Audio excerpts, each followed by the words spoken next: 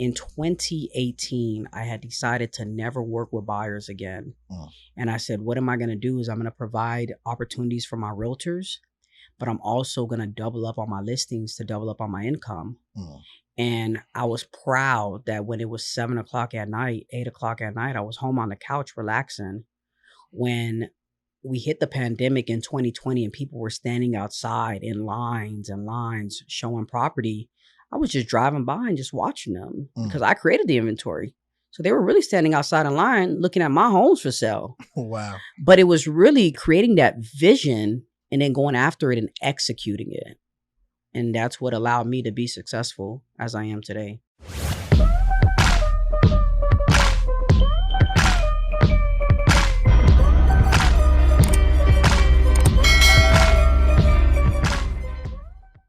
And welcome back to another episode of Attractive Mindset. And today's guest, another absolute powerhouse in his division. And when I tell you focus, that's all I hear, not only from him, but from other people that recommend him, that are around him. And of course, you know, if you're focused, you get nothing but results. But I'm going to let him explain a little bit more about himself to you, Mr. Jeffrey Corriolan. Hey, excited to be here. Excited once again. And I'm excited you spoke about focus. That's truly what it is, man.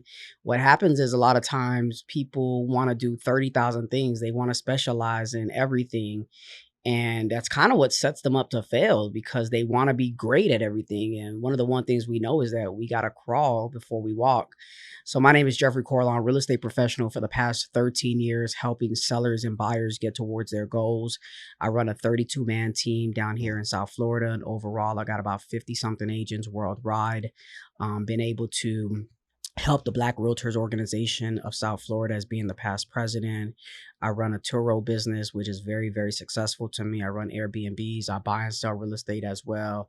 And just excited to actually launch my book today. Oh, wow. Yeah, today we launched our book that's going to help real estate professionals earn $100,000 in just 6 months, which I think is truly obtainable.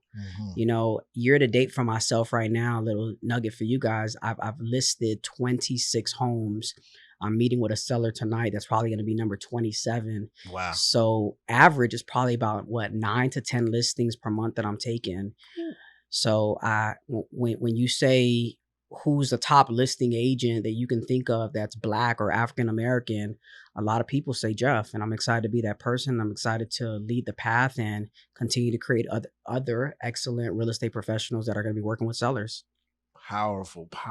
And so leading even up to that, because that's a lot, you know, how does Jeff even get into this kind of market? Take us back, you know, where you started from to really scale into the real estate market.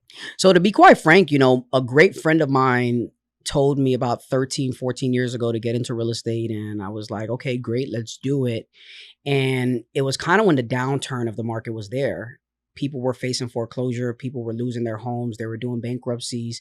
People didn't really know what to do next. And I recall knocking on people's doors and getting them out of situations that they didn't know what to do. I remember people being ill and do I help myself or do I help my home? And I also remember going to the courthouses and helping homeowners try to save their homes. And fast forward, I ended up joining my previous company known as the Kai's Company, which I was able to truly learn on how to work with sellers. So what happens is when we come into the business, they always say, hey, you got to be a tenure or a veteran to work with sellers or do luxury or do commercial or do land or anything like that. And what I learned was that working with sellers provides you the opportunity to truly dominate the market. So while other people were chasing buyers and showing properties on the weekend and waiting for the next referral, I was pounding the phones. I was in the office, the first man in 7 o'clock and the last man out 7:30, 8 o'clock, 10 o'clock at night, but truly pounding the phones, going on appointments, and then pounding the phones again. And then I got 1 listing, 2 listings, 5 listings, 10 listings, 20 listings. And I remember my best year, probably right before I left that office that I was at before I transferred to another office, was I was the number 1 unit agent for that year. Wow. So I had taken the number 1 units in that year over probably 100 and something agents agents that were seasoned in the business, agents that knew how to sell real estate, agents that knew how to speak multiple languages. Mm. And from there I said, man, I found something that works for me and I'm going to continue to do great at it. And that's where we're at today. And 2016, I formulated a team. Not that I was thinking about making a team, but two of my great friends got their real estate license at the same exact time. One of them decided to interview me, and the other one said, "Hey, I got my license. What's next?" And we partnered up. And in that night, I recall being in the office of Weston. We formulated a team, which is now known as the JC Sales Team, which is Mm. branched out of Sunrise, Florida, at my own office, and basically creating other top real estate professionals to understand that financial freedom is truly created through real estate. If you want to own the multiple doors, you want to drive the vehicles, you want to own the watches, you want to do the travel, you want to understand that I can really buy anything with money. I think real estate's the thing, and I'm excited to be in that field. Got it. And so, along that journey, what was the first experience you had in real estate where you were like, "Oh yeah, this is for me, for sure"? I think every experience was this is for me, Mm. rather it be a good or rather it be a bad, because what the bad is going to teach you is how to get better, and what the good is going to teach you is just keep going. So I believe one things, and I'm excited that you asked that question though, one of the one things I hate about real estate actually is the closing. Mm. So that's really when we get paid, we celebrate, we have a good time, but that's when that relationship with the customer ends. Got it. You got to go find the next customer.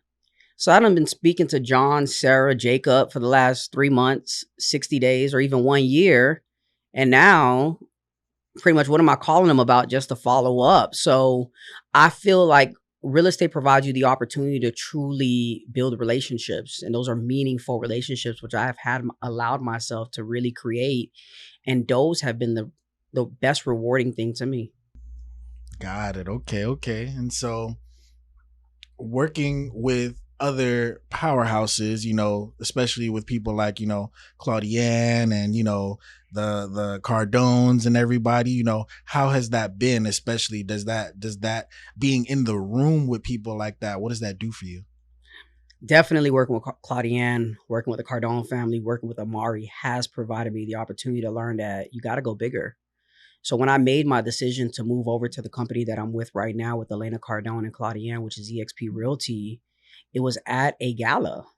It was at their foundation gala where they were supporting people and helping people to really provide funds and clothing to the people of Haiti.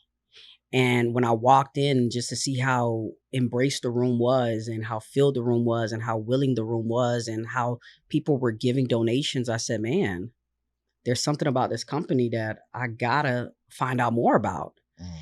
And at that time, there's a joke out there that Elena was on my back to come over, but she came to me and she says, "When are you coming over?"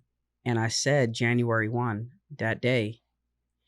And what kind of really solidified that was when we got on our first meeting and they were talking about goals, they were talking about numbers, they were talking about working with sellers, they were talking about what are their challenges. And I was like, man, I can relate with this group of individuals. I can relate with these people. I'm home. And then fast forward into that, I think really when you're seeing people being millionaires and billionaires, you got no choice but to, hustle up, get to Hmm. work, do what you got to do, and say, man, I got to grab a seat at that table that they're at because the conversation that they're having are a little bit different. And I want to know what they're talking about. Exactly. And so you said it was your friend that introduced you to real estate. You know, once you got into real estate and really started to establish yourself in real estate, how did your friend group change? Did it change?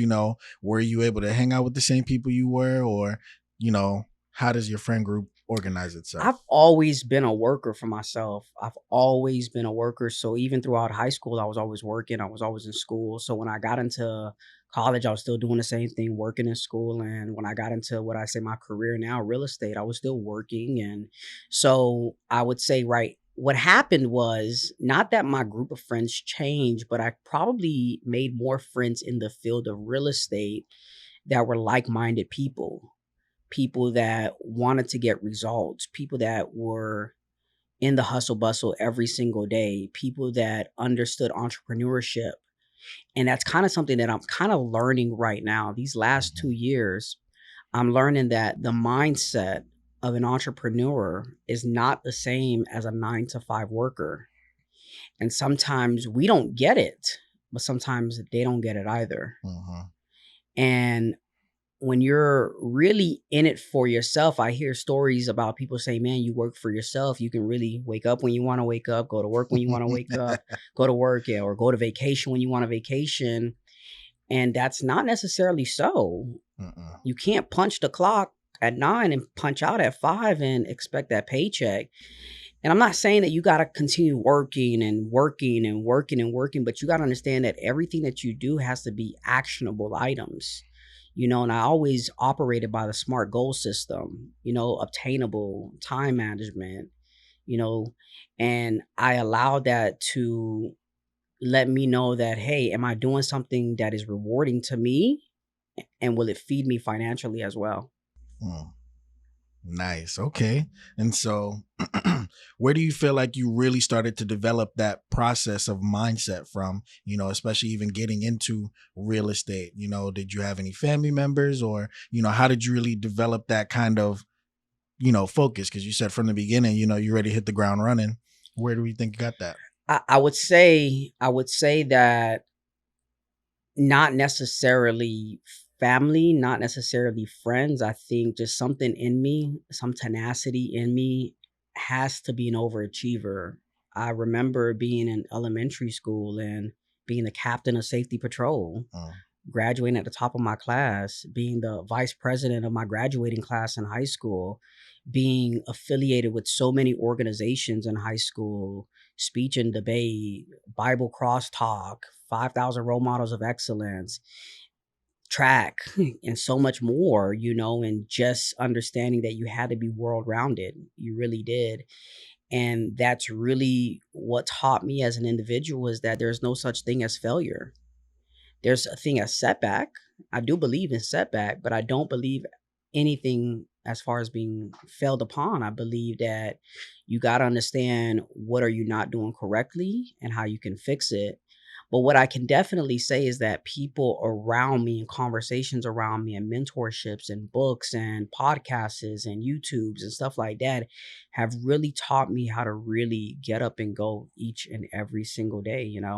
I remember when I was 21 and I was listening to Grant Cardone and I was listening to Eric Thomas and really, really not understanding it like I do understand it today, you know? But it was a part of me. It was the morning routine. I had to listen to Grant Cardone. I had to listen to TD Jakes. I had to listen to Les Brown. I had to listen to Miles Monroe every single morning at 17, 18, 19, 20, 21, and understanding that that's folding you. What you take in becomes you. And mm, that's really what allowed me to really understand that I got to make it or I got to make it. mm. And so, with that being said, what does your everyday kind of schedule look like? Like, typical, Sunday to Sunday, what goes on in the life of you? Very systematic, which I believe some may say it's a great thing and others may say that's horrible. But I do divert though. I know some people that are extremely systematic, but I'm well systematic as far as the time that I wake up. So I'm a 3:45, 4 a.m. type of person. One of the first things that I'm doing is getting my clothes ready, meditating, praying, hitting the gym, cooking breakfast, getting ready for work, getting on the phones, creating those relationships with the sellers, following up on transactions, going out on appointments, and getting home and relaxing. But one thing about this though is that in 2018, I had decided to never work with buyers again. Mm, And I said, what am I going to do is I'm going to provide opportunities for my realtors, but I'm also going to double up on my listings to double up on my income. mm, And I was proud that when it was 7 o'clock at night, 8 o'clock at night, I was home on the couch relaxing. When we hit the pandemic in 2020 and people were standing outside in lines and lines showing property, I was just driving by and just watching them mm, because I created the inventory. So they were really standing outside in line looking at my homes for sale. Wow. But it was really creating that vision and then going after it and executing it. And that's what allowed me to be successful as I am today. Mm. Wow. Okay. And so having the ability of being in real estate to the level that you've gotten it to, what made you want to get into other things like, you know, Airbnb and Turo and all that kind of other things? A couple of things. I think the mind gets bored sometimes, Hmm. so we got to do different things. And I also think an opportunity to understand how to leverage the money that you had to create more money. So understanding that, hey, real estate's going to be around, but what's the exit strategy? Hmm. I had to start creating opportunities and understanding that, hey, I needed to own real estate. I needed to buy real estate. I need to flip real estate. And as new things came, I was always curious, you know? So when Turo came around, I had bought a vehicle. So the story behind Turo was that I had bought a vehicle because I thought it was going to be a gas saver. And it was a Nissan Altima. And I sat in the Nissan Altima, no offense. And I was like, I'm not driving this. I'm going back in my Mercedes. And my friend said, Turo the car out. And I said, Turo. And I said, okay, great. I went ahead and Turo and I started with one car and then the other car. Then excited to be at 7, 8 cars right now. Wow. And with the Airbnb, I had just started hearing my customers talk about Airbnbs and that they were buying properties for Airbnb. And I'm like, wait, I'm in the space. What's going on here? So I said, hey, if there was opportunities to own properties and Airbnb them out, I would love to do that. Or if there was opportunities to jump into rental arbitrage, I would definitely love to do that as well. And once again, it starts off with a vision and a plan, and then it goes into execution and implementation. And I was able to do that. I was able to implement what I wanted my vision to look like, and that's been that. Mm, okay. And so, how important is it for you to not only be in certain rooms, but to also create them? Man, service. You got to understand that you got to work. But one of the best ways to get to the next level in life and allow people to know who you are and be in rooms that you thought you would never be in is you got to serve your way. You got to serve your way with not wanting anything in return, but understanding that, hey, I got to serve my way because it's going to allow me an opportunity to allow people to know who I am. It's going to allow me the opportunity to be in rooms that I possibly could never be in. And then number three, it's going to allow me to meet people that I probably would never be able to touch. Mm, So service has been the number one thing that allowed me to really volunteer for the things that I volunteered for and say yes to the things that I said yes to, because now I look back at it and I say, man, the doors that are opening for me was all work that I put in years ago. So I think service with everything, but I also believe that you got to be intentional as mhm. well.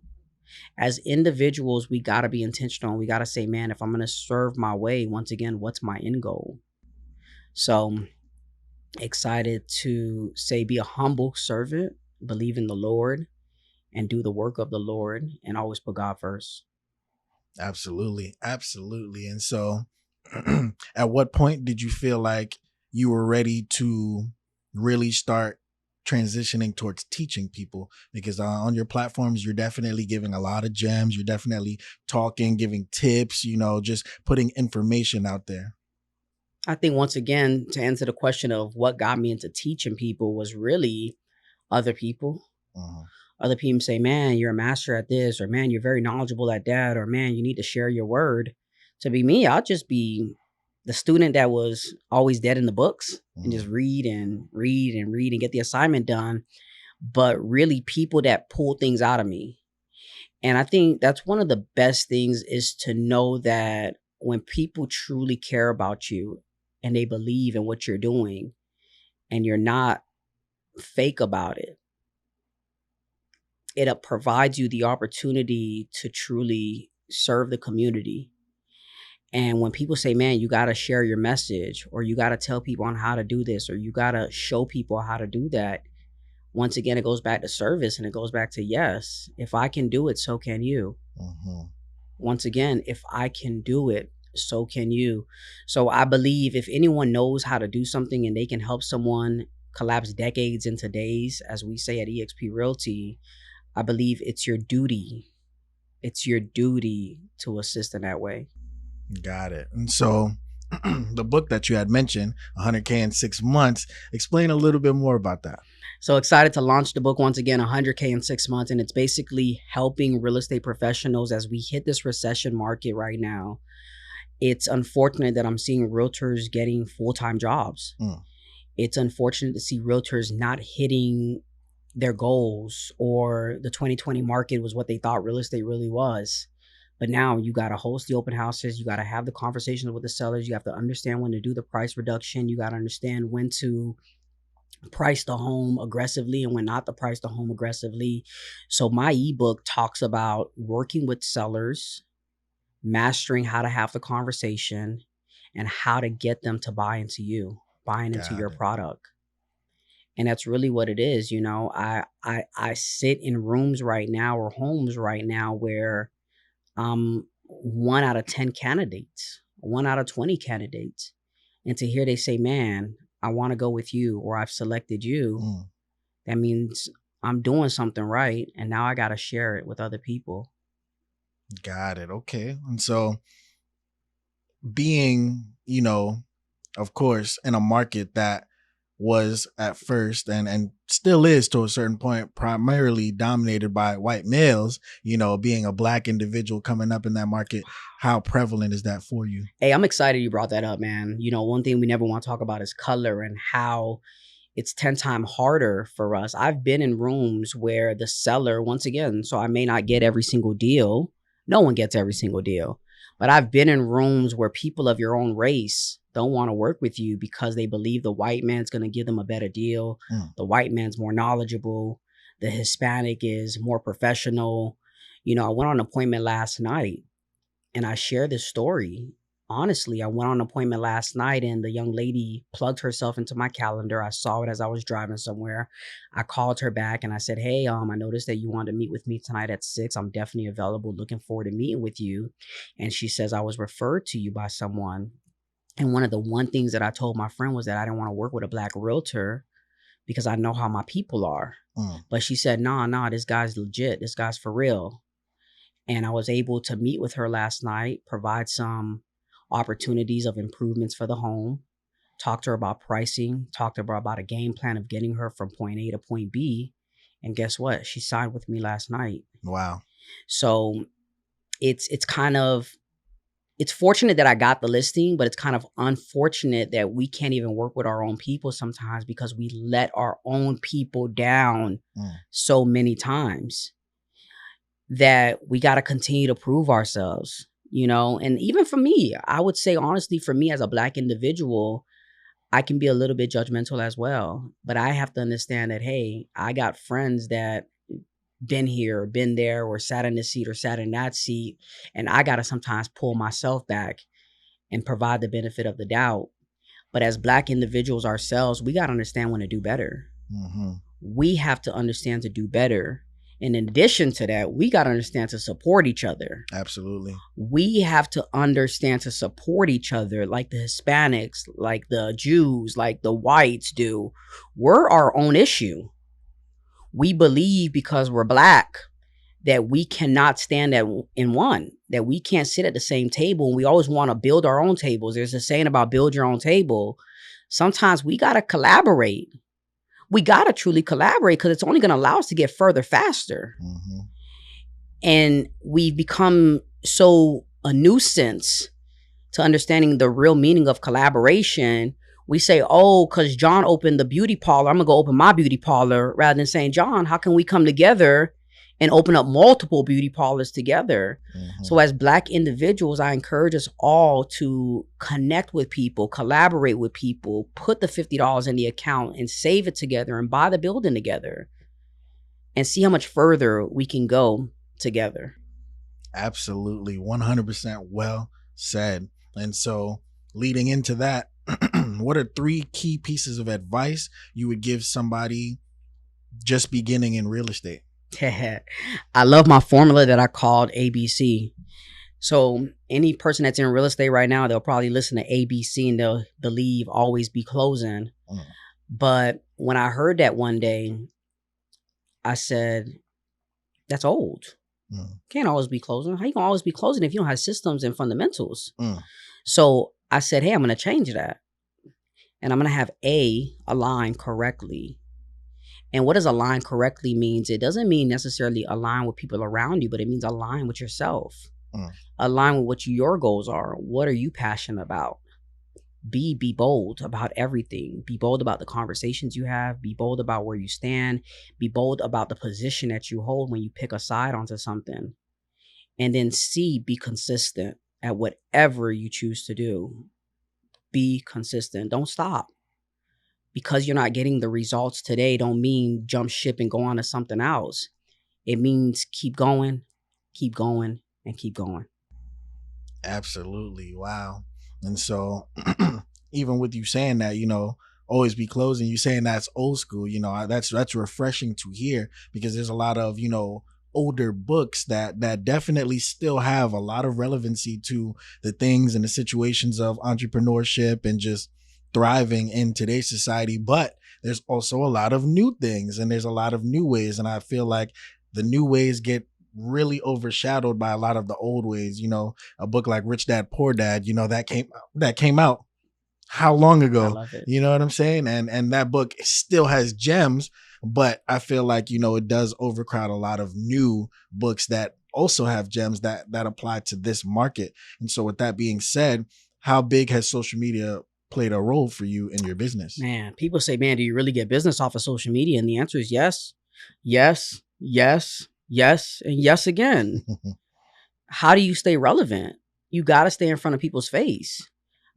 I can stand here and I can hear people sometimes say, man, you're in real estate, right? And I say, yeah, I'm in real estate. And then they say, man, I totally forgot for a quick second. Mm, And what does that mean? That means I'm not effectively doing something. And maybe that's not on Instagram. Maybe it's Facebook, Twitter, LinkedIn that I got to do more at. mhm, So you got to understand that one thing is real estate's free. I mean, not real estate. Social media is free. Social media can touch the masses mhm. through target marketing, boosting, and ads. You can touch anyone you really want to touch.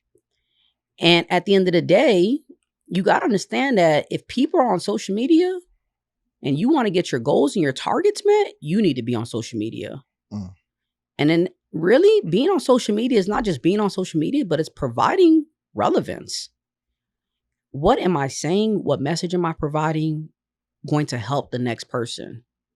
So I believe social media has been instrumental to me getting better each and every single day, tweaking as times change and understanding that, hey, I'm in it for the long run.